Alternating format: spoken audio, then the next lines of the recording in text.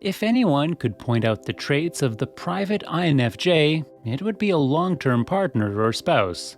Yet, ironically in a way, INFJs can be slightly different people to their loved ones in comparison to who they are out in the unpredictable world. So, what are these signs of an INFJ spouse, and how do they differ from the average INFJ traits we all know and love? Welcome back, psychos! Before we get into today's video, we'd love it if you liked and subscribed to our channel, as well as to click the post notification bell so you never miss a video. Alright, let's jump right into it, starting with number 1. They can shut down. Now, it's not as noticeable to an INFJ who is on their own because their periods of deep introspection are second nature to them. In fact, these times of self-analysis can get so deep that they get a little dark, or at least it can feel like that for brief moments in time. Most people that know the INFJ would never notice, but when someone is with this introspective type for long enough, they may begin to wonder why they have these phases of extreme independence, disinterest in their surroundings, and reserved behaviors. Actually, it takes quite some time and an extremely understanding, open mind to truly grasp how harmless these occasional periods of distance are. Considering INFJs are already known for their need for space and individuality within a relationship, for most people, these moments can feel seriously threatening to the relationship, especially at the beginning phases. However, it's good to remember that sometimes general life can feel overwhelming for this introverted, intuitive type. Whether it's the negativity in the world, the countless scenarios running through their heads, or just the dull mundane of everyday life, INFJs escape it all the best way they know how, by going inwards. Number 2, they're constantly seeking improvement. Now, this sign can go one of two ways. Although the INFJ can be quite critical of their spouses at times, usually they want to improve the relationship as a whole. And so, while it may seem at times like INFJs are never satisfied or overly idealistic within their romantic lives, it's usually because they can see the potential of a person or connection. Usually, this is a self-committing journey that INFJs go through by analyzing their own behaviors, actions, and thinking patterns to find ways they can improve. However, when an INFJ is fully invested in someone romantically, these self-improving prophecies can certainly have their effect on the connection as a whole. Luckily, INFJs are quite fair in their desires, keeping the satisfaction and happiness of both people in mind at all times. Whether it's practicing love language desires, learning new tips on how to spice things in the bedroom, trying new hobbies together, or simply finding ways to spend more time together within a busy family life, INFJs don't settle for mediocrity. One thing all partners of an INFJ must keep in mind, however, is that this need for constant improvement isn't an indication that they're unhappy, but rather that they value the connection so much they want to put enormous amounts of efforts into making it the best it can be. Number 3, they're not afraid to discuss the distant future. While it may seem overbearing to some types that are hesitant to commit or look too far ahead, the INFJ isn't afraid to share their big picture thinking and future projections with their long-term partners. Rooted in their intolerance for meaningless connections and their tendency to resort to deeper, more meaningful conversation topics, INFJs tell it like they see, through their projection of the future, that is.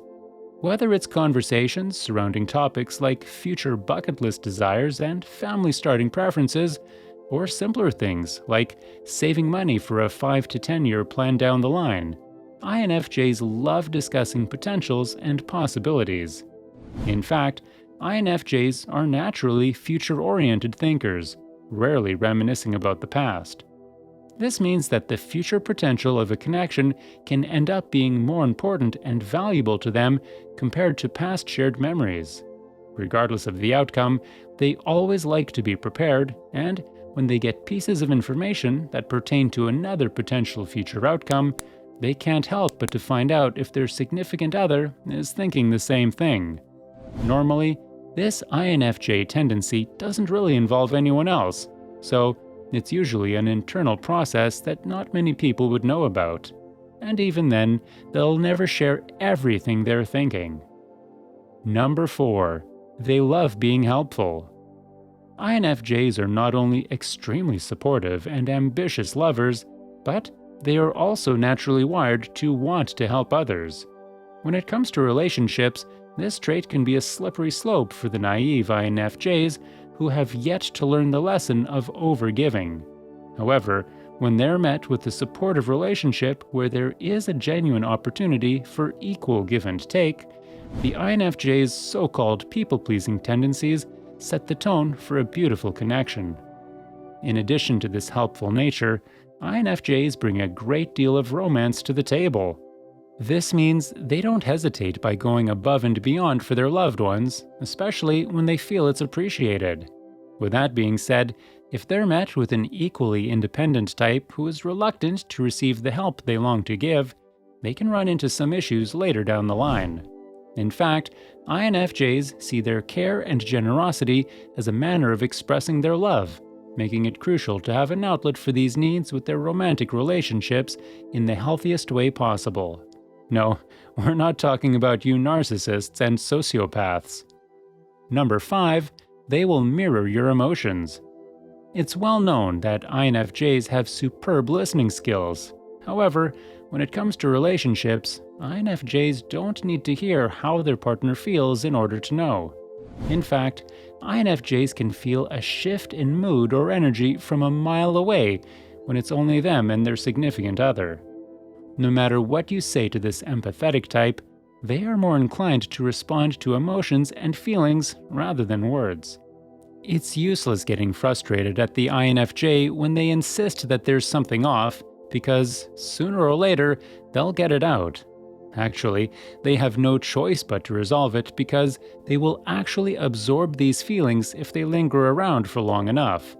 Truth be told, the INFJ actually tends to feel the emotions of others better than they do their own at times. And so, when this feeler type is paired with someone who has a naturally bright and uplifting energy about them, it makes it a lot easier for the INFJ to mirror those same frequencies back. However, the contrary is also true. If you have an increasingly cranky INFJ on your hands, it's probably a good idea to look at your own mood. And because of that, if this empathetic type begins to dislike who they've become in a long-term relationship, you can be sure they'll be looking to see how the other person may have something to do with it. Number 6. Trust does not come easy. In fact, in the case of an INFJ, sometimes it doesn't come at all. Or, at least when it does come, it can be easily wavered. For being so independent and skeptical of the world, the simple act of an INFJ letting down their guard to get into a relationship is quite intense for them. And usually, they're never fully ready to commit in the first place. But when it comes to trust, one of the things partners notice is the INFJ's hesitancy to feel fully confident in the connection. While some partners would never even notice, others observe this hesitancy through the INFJ's ever-peeling layers to their personality. They may notice months or even a year down the line that the INFJ is finally allowing themselves to fully love, miss, and expect from this person, without the interruption of what-ifs. Plus, INFJs also just take a longer time in general to truly decipher if someone is worth their time. It sounds harsh, but they want to learn someone inside and out before they place their emotions before their observation too soon. The difficult thing is that being skeptical can cause some INFJs to find things that aren't actually there, resulting in suspicions that aren't rightfully due. Luckily, this is balanced by their ability to properly read people combined with their intuitive guidance, which makes it easier to remain unbiased in their findings. Alright, psychos, that's it for today. So, have you ever dated an INFJ? If so, comment down below if you think these signs are accurate. Also, make sure to leave us a like, Share this video with your friends and subscribe to our channel so that you never miss a video.